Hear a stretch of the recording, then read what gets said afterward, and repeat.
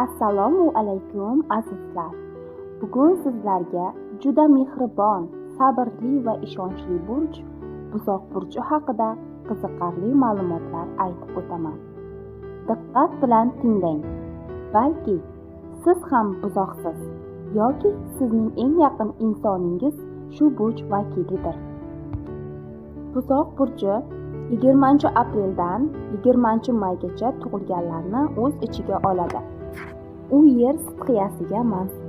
Shuning uchun ham ularning xarakteri juda sokin, barqaror va ishonchli. Buzoq hech qachon shoshilmaydi. U har bir narsani puxta o'ylab, sekin, lekin to'g'ri yo'l bilan amalga oshiradi. Buzoq burchi vakillari go'zallikni, qulaylikni va hashamatni juda yoqtiradi.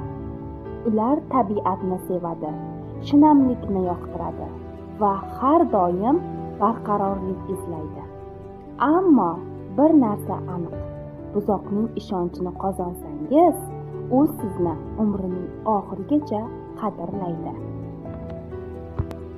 Sevgi masalasida buzoq sadoqatli, tinchliksevar va chuqur his-tuyg'ularga ega inson. U osonlikcha sevib qolmaydi, lekin bir sevsa, yuragida abadiy joy berib qo'yadi. Buzoq uchun muhabbat bu o'yin emas, bu mas'uliyat. Moliyaviy hayotda esa ular ehtiyotkor. Buzoqlar mehnatkash, sabrli va ishbilarmon bo'lishadi.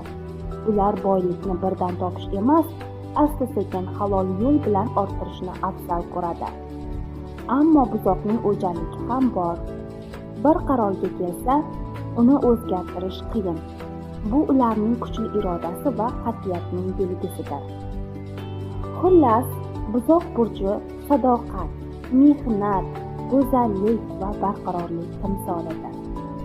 Agar siz hayotingizda buzoq borligini bilsangiz, biling, siz juda ishonchli va mehribon inson bilan birgasiz. Bu video sizga yoqqan bo'lsa, like bosing va kanalimizga obuna bo'ling. Keyingi safar boshqa burchlar haqida ham gaplashamiz.